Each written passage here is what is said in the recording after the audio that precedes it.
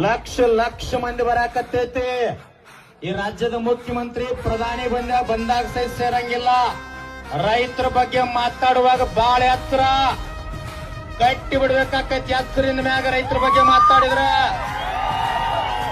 ನಂಜುಂಡ ಸ್ವಾಮಿ ಅವ್ರ ಇನ್ನ ಅದಾವ, ಇನ್ನ ಇದಾರ. ಗುರ್ಲಾಪುರ ಕ್ರಾಸ್ ಹೋಗಿ ಮಾದರಿ ಐತಿದ.